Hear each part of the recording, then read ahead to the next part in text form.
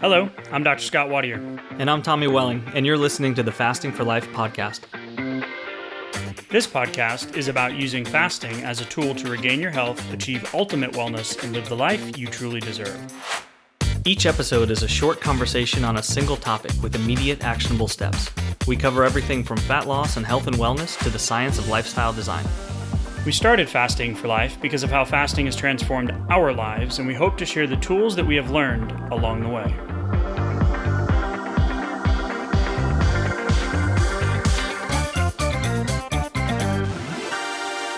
Hey everyone, welcome to the Fasting for Life podcast. My name is Dr. Scott Watier, and I'm here as always with my good friend and colleague Tommy Welling. Good afternoon to you, sir. Hey Scott, how are you? Doing fantastic, my friend. Excited. We're in February of 2026. Already. Going to have a really great conversation today around questions that have been submitted by you, the listener. So if you are new to the podcast, welcome in. Thanks for giving us a shot. Thanks for finding us. If you want to know more about why we believe fasting is such a powerful tool to lose weight, regain your health, and just change your life to be fully transparent, head back, listen to episode 0, episode 1.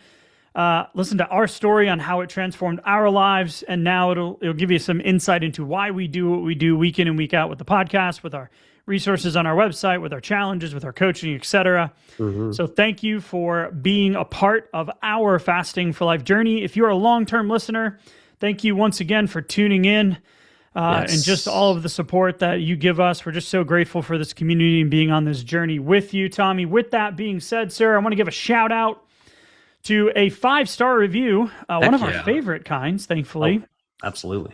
Thankfully, we have lots of these. So that just kind of motivates us to keep going week in and week out. Tells the podcast gods and goddesses and whoever runs all the metrics and all that stuff.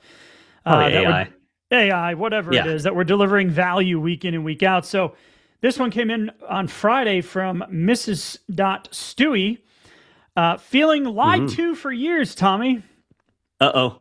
Yeah, as did we, right? So I started fasting, intermittent fasting 7 weeks ago, decided to look for podcasts and learn more. So glad that I found yours. We're so glad too, Mrs. Stewie. I'm about 15 episodes in. On the most recent ones, then I went to the Obesity Code, the book that we recommended, and mind blown after all these years as a nurse, seeking out nutrition education, studies, beating my body with ruthless exercises, trying to stay informed. I'm honestly shocked at how misled that I feel. Yeah, we can absolutely relate, right?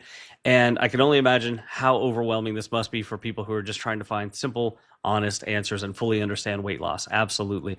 So she goes on to say, I truly love your podcast, the conversations, transparency, and the fact that you do this with us, not just for us, but with us.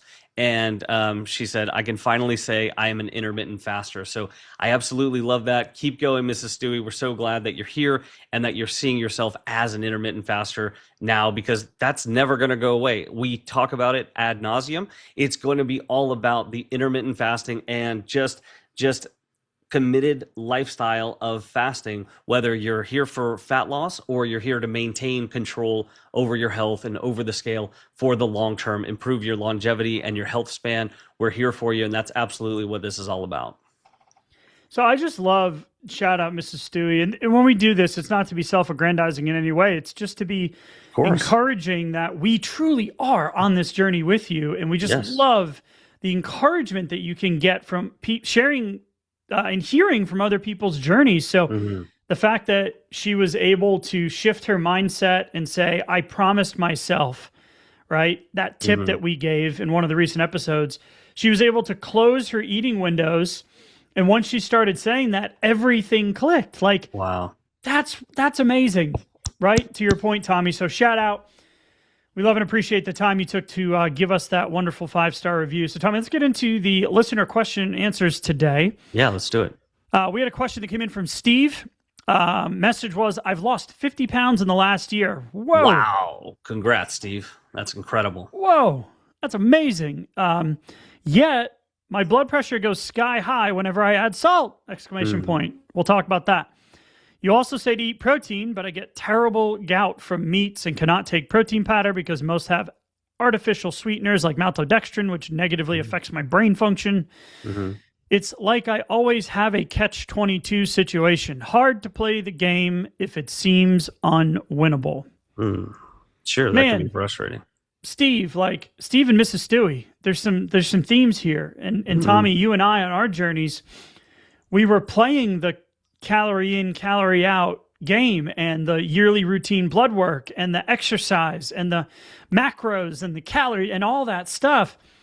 Yet it felt unwinnable because the results, it was like, oh, I need more discipline. I need to eat less and move more. So Steve, I want to encourage you first and foremost, that they're always there.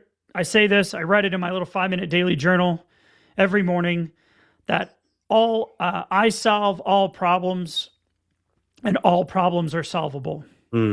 Right? So there is a solution to everything, but it's just hard when you can't see the end goal or you hit these stumbling blocks. So we're going to break down each one of these individually. But first and foremost, go get you some Ascent protein powder. It doesn't have artificial sweeteners. It has stevia leaf, and I think they have one with monk fruit as well. Give it a try. It's what we use in our household. It's what we put in our protein pancakes for our kids. ASCENT. It's amazing. So there are other solutions out there. It's just hard to find, like you said, because the protein industry is very processed and refined. Sure. But just for that, just go get you some Ascent. I think they even sell it at Costco in giant bags. Maybe you should get a small bag first to try it. Yeah. But I think that'll be a great solution for you. But we're going to talk more about the Gout protein source in just a minute to give you other options so you don't feel stuck. Okay. So when you're thinking about that, like during gout, like you're always trying to maintain that sense of stability within gout so that you're not precipitating that crystallization, that uric acid crystallization. So when you're thinking about your protein sources, also remember that if you still have more fat to lose, then you're not going to have to be getting in 100% of your caloric needs, your nutrition needs just yet. And so you don't necessarily have to be focused on, just piling in more and more and more protein, right?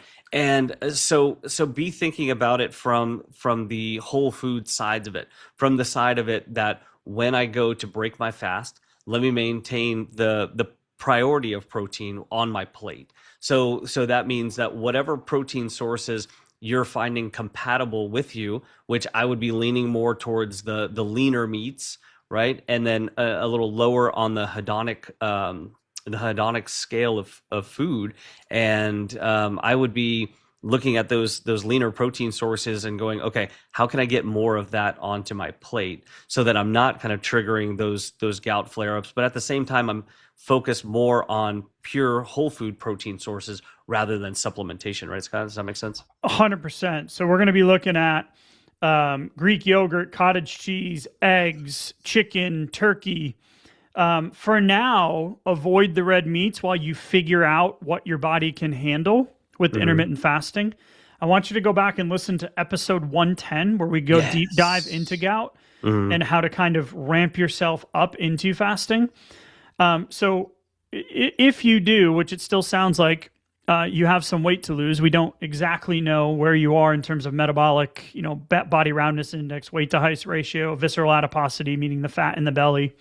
But the studies do show that adiposity and metabolic health, getting the weight off will help normalize the gout response and that salt sensitivity. Sure. Because if you are in the overweight, obese category or wherever you are, we don't love, the BMI, but if you are, you can develop a salt sensitive pattern even after weight loss.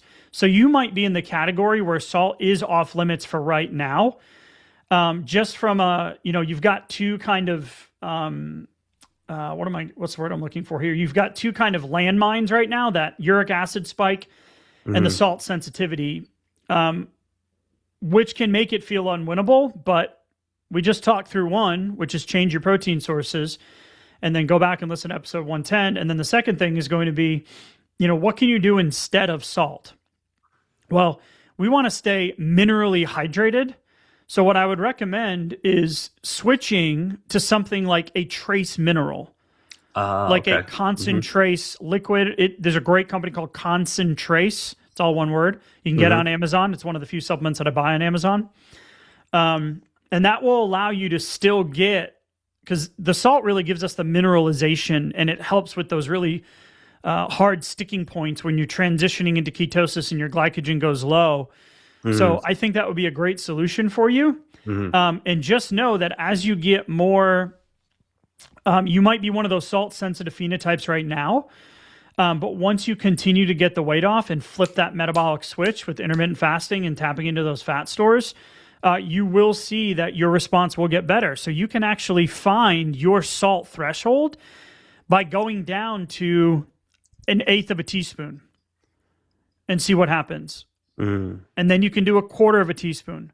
Then you can do 1/2 a teaspoon, and you can try to ramp up, kind of as you start figuring out what cadence works for you, if that makes sense, Tommy. Yeah, it absolutely does. And keep in mind those concentrates drops, those are very, very low in sodium. Yes. So Scott, to your point, you're getting all of those trace minerals in there that help you have a balance of all the electrolytes that you need without adding in the sodium. So look to your meals for most of your sodium source, right now while you're feeling more salt sensitive, and then bring in those trace minerals. I like to bring those in throughout the day. I'll just put some drops in each one of my water cups throughout the day. Scott, I know you more like front load kind of in the morning to get your dose of trace minerals. Just try a few ways out and see which ways comfortable for you, Steve.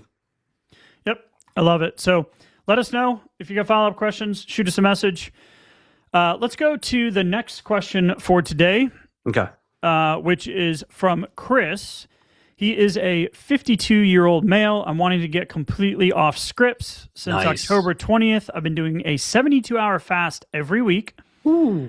Amazing. I started at 274, and I've been down to 246 prior to the holidays. Let's go, Chris. Just shy of 30 pounds. That's incredible. Awesome. He says, I find it's easier for me to not eat at all and then stop. And then to stop when I start eating. Yeah. Okay. So rather than the shorter fast and then having to keep closing those windows, feels easier just to kind of roll right past, right? I could definitely identify with that too. Yeah, we talk more about that inside of coaching, about like how to break your fast and close your windows with the food and the food relationships than we do with the fasting. Sure, right? Because especially over the long term, getting those opportunities for good nutrition is so vital, but it definitely is harder than just extending the fast a lot of times. Yep. Because fasting does. Now, you are probably in the 10 to 15% of people. I got a good friend, Jeff, if you're listening, shout out, need to reconnect. It's been a minute. Who loves 72-hour fasts and just thrives. And so that's a tool for you. Most people struggle. Myself, I hate 72-hour fasts. It's my least favorite. Yeah, it's always been your least favorite. Yeah, right. So the Fasting Cure, Upton Sinclair, 1911. You can get the Google Scholar PDF or whatever it is. It'll just pop up if you search for it. He says no sane man or woman would fast 3 days, 2 to 3 days over and over and over again. So I love that you've compartmentalized this 72 hours once a week, because what he says here is my weight fluctuates so much. I've just been tracking the highest weight of the week, and it's consistently about 2 pounds lower week to week. Wow. That's a good way to do it.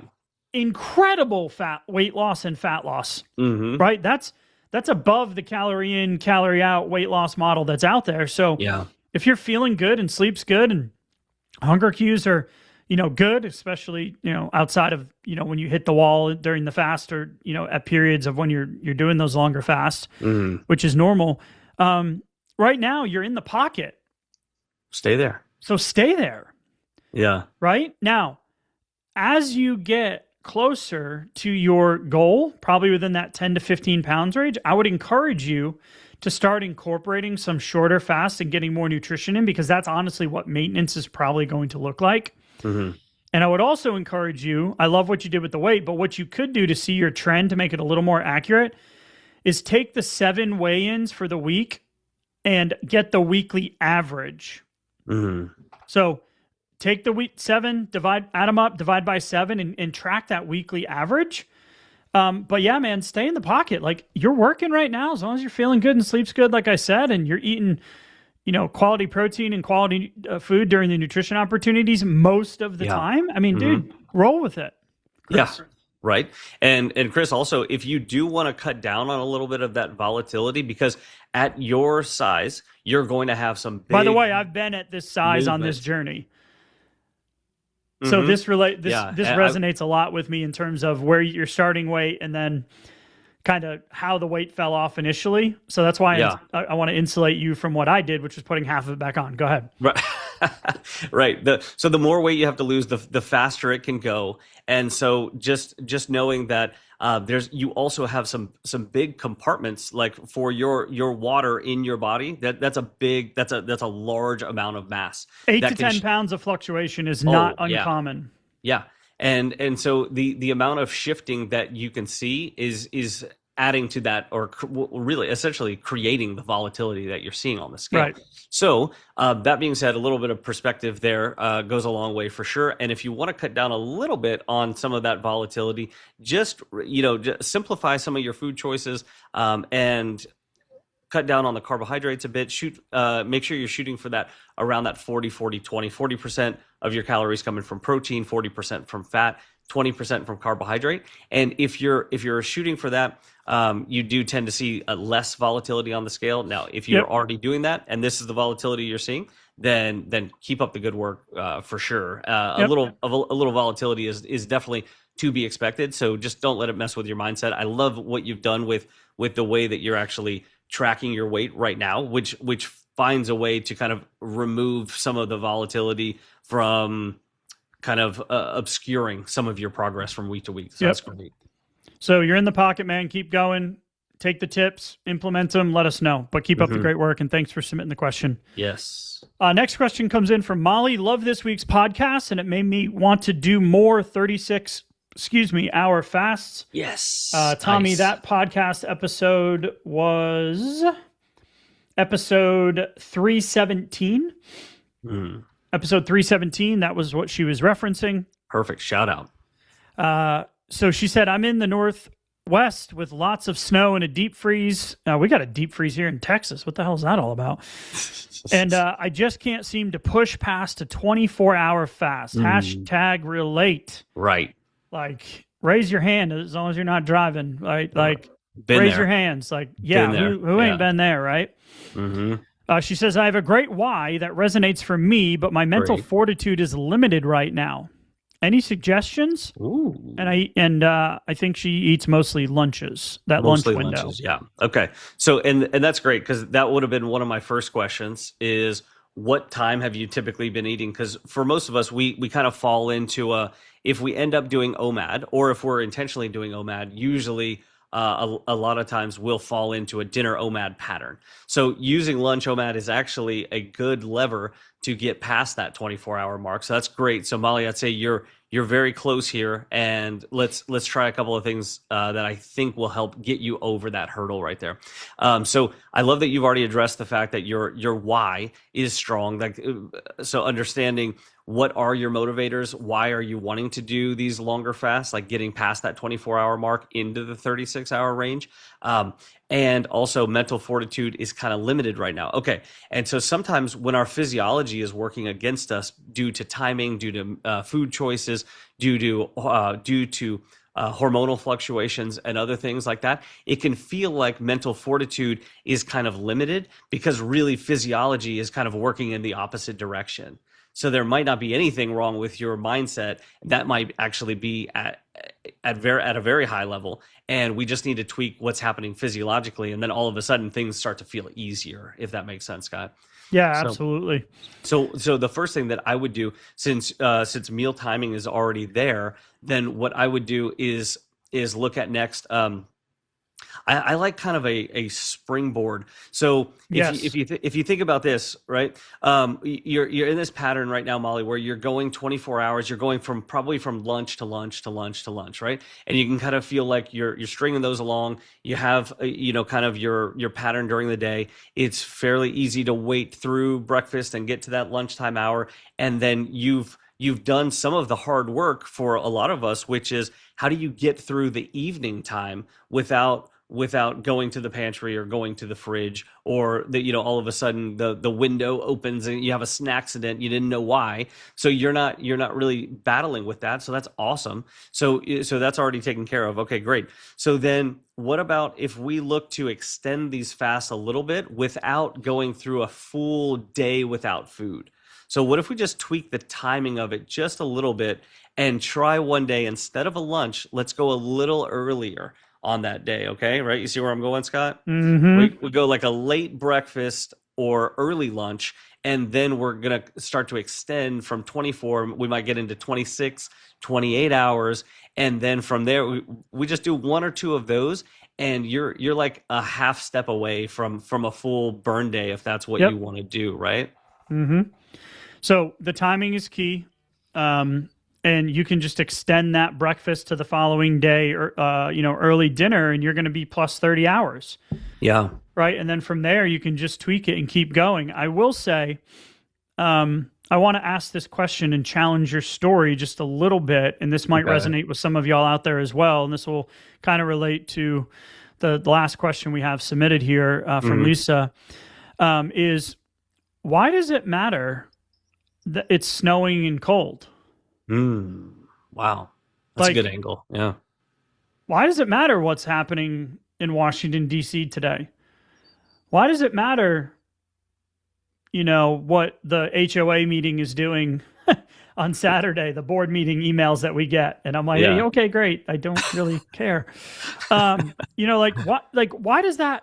I mean, I know it's different situationally, so your external has changed. But if you've got a strong why, then it's more of a delay, not deny, right? So you're just delaying the thing you want or the next meal. You're not having to deny yourself because you're stuck in the house, right? We just need to find things that we can insert into that void that happens when you are trying to do longer fasts. Is, well, when the going gets tough, I need a list of things to do. So it's not if then, it's when then. So when this happens, then I'm going to do X. I'm going to clean out the closet. I'm going to organize the basement. I'm going to go outside and shovel. Like, I'm going to do something to replace that kind of, giving the power to the external. Wow. Now, that sounds easy in me saying it, not trying to be cruel either. Like, you're just got to do more. No, we just have to have this perspective shift that what can we control? And ultimately, that's what we think and do. So hopefully that resonates with you as well, Molly. And we gave you some strategy in there on how to get that implemented. Absolutely. So let us know how it's going. Yep. All right. Last question submitted from Lisa here. I've been kind of languishing at more or less the same weight for the past 3 months. Been there too. Up and down the same 2-3 pounds. I've been doing a lot of freelancing. If that doesn't resonate with my old fasting type behavior. I was a freelancer. If you're not sure what that is, we have a fasting types PDF that kind of outlines your default behavior patterns with food and fasting. It's on the website. It's great. She says, after listening to your last podcast, it seems like ADF is an appropriate step to take to get back on the weight loss track. I still have another 25 pounds to go, but in truth, I'm not feeling super confident. Well, we've all been there. Right. I find fasting 20 plus hours pretty easy, but as I approach that 24-hour mark, we were just talking about this with Molly. Yep. In the evening, it gets harder. For a while, modified ADF was working well, but more recently I've switched to eating more of a regular meal either earlier in the day or at least last minute. And I do try to get my protein quota. So I love the fact that you've already done something to change the outcome. You've moved your meal earlier, and that is a huge lever. That's huge. Huge. So well done. But I'm not moving forward, and it's starting to feel like a slippery slope. But the scale hasn't really changed much. I'm starting to feel my clothes are feeling a little bit tighter, and I'm feeling hungrier. And I physiology working against you a little bit there. Yep, your body's self-defense mechanisms, right? The three-pronged temper tantrum from a metabolic, caloric burn, and physiology standpoint. And she says, I often feel like I'm actually not eating enough because I don't really allow myself a full nutrition day, and I always have anxiety about eating. Okay, now we're getting somewhere. Yes, now we are. Clearly, none of this is working for me. Well, it's not working for you right now. Yeah, not yet. However, when I think about committing to a stricter schedule, IEDF, I feel resistant, unmotivated. Is this fasting fatigue or just self-indulgent? Also, when I do a modified or full alternate day fast, what should be my nutrition day look like in terms of intake? Wow. So, I mean, my goodness. thank you for your transparency here and stepping up to the plate and sharing where you're at, because so No many kidding. people listening are in this exact same boat or have been there. Yeah, and Us shout out, included. yeah, absolutely, and shout out to episode 317 again, because if that episode got you thinking along these ways, putting these pieces together and looking at what you've been doing lately and seeing what's been working, or more importantly right now, or more to the point, what hasn't been working, then I think we all need to go back and re-listen to episode 317 here for some perspective, because this is great. You're thinking about all of the right things and wanting to put these pieces into place. I want to start with the modified ADF. If that was working before, what I think is a really good way to kind of come back to that is remembering what you enjoyed about that. Yes. Because if it was working, you did it for a while, there must have been some things that you enjoyed about it. And I think the best way to do that is go back to the modified part. So that would be, instead of a full flame day, it's about a 400 to 500 calorie day. And that allows for good time for insulin to go to low levels, but also still bringing in some food, so you're not having to, just kind of muscle your way through, especially that dinner time, which can be tricky. Now, obviously, you can kind of graduate yourself over a little bit of time into a full flame day if you'd like, but you don't have to. Modified ADF is a very, very effective fasting strategy. And so just have a proactive plan if you would like to do that, which it sounds like you might want to, because this gives you a sense of structure. It was what was working. Let's go back and do more of what was working before. Then just plan out your next few 400 or 500 calorie days. I love a good loaded salad, like something that really tastes good that I can look forward to. Not just, hey, yeah, give me the dry salad with some dry chicken on it because that's a good diet food. No. I'm talking about spend a few minutes, like pull up some recipes, pull up a Big Mac salad recipe, and like go to town with it. Like give yourself some extra protein and like enjoy eating it. Like make it take a little while, because that's low on the hedonic food scale. So it's lower calorie, but higher in volume. So you get to just sit there and just munch for a while. So it's not like it's just 5 or 10 minutes of rabbit food and then you're done, right? Like you can really feel satiated and feel like it's a good real meal.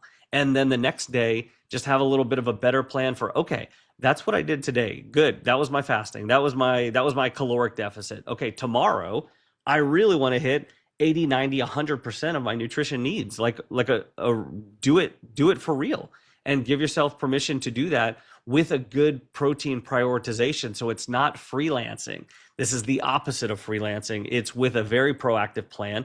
Your body's going to love it. Your caloric intake is going to be good. Your insulin response is going to be good because you're focused on good protein and you have good fasting time here. And then guess what? You're going to do it again. And it's going to be effective, and it's going to be motivating, and it's going to feel like I'm not depriving myself. Yep. I'm motivated, and I see the scale moving, and the clothes are fitting well, right? Like it just works. Yep. So I love that shift to focus on what was working, because when she said I feel resistant and unmotivated, when I think about committing to a stricter schedule, I feel resistant and unmotivated. So guess what? Exactly. That's not the solution.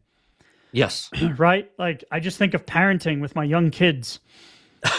Right? Like more yelling should be helpful, right? Don't eat on the couch. Don't eat on the couch. Don't eat on the like they're just like, that's not working. I got to do something different. Right. I have to go over and get at their level and speak quietly and shift their focus and encourage, hey, we're all at the table. Come play with us. Like bring the puzzle with you. Like if I just keep repeating, don't eat on the couch. What not to do. What not to do, it's not going to work. Right.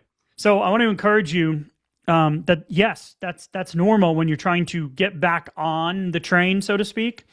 So don't go where it feels forced, because we already know subconsciously that it's not going to stick. Right. So I love what Tommy outlined is focus on the priority. And I also want you to know that we are not, sled dogs working for our next meal. Mm-hmm. Like food is fuel. You need food. You need it. We can't live in an 8 to 1,200 calorie restriction world and expect our health outcomes to be great. Mm-hmm. Right? So if you can combine the fasting with the feeling of looking forward to those meals and allowing yourself to know that, yes, a full nutrition day is 100% normal. Right. Think long term. Yeah. And required for maintenance once you get the remaining pounds off. Yeah. Right? So double down, go back to what was working. Let us know how you're doing. We're encouraging you. We're with you. There's so many people that are just like nodding their head right now, listening. I already know, even though we don't see you. Right. So we just appreciate. Tell us if this resonates with you, if you're out there listening right now. Yep. Let us know. All right, Tommy. That is our Q&A for today. Thank you again for the 5-star reviews and the shout outs. Yes. Excited to continue to build our fasting lifestyle in 2026. Yes, it's already February 3rd. Holy moly. But here we are. So Tommy, man, appreciate the conversation, and we will talk soon. See you next week. Thank you. Bye. Bye. So, you've heard today's episode, and you may be wondering, where do I start? Head on over to thefastingforlife.com and sign up for our newsletter, where you'll receive fasting tips and strategies to maximize results and fit fasting into your day-to-day life. While you're there, download your free Fast Start guide to get started today. Don't forget to subscribe on iTunes, Spotify, or wherever you get your podcasts. Make sure to leave us a 5-star review, and we'll be back next week with another episode of Fasting for Life.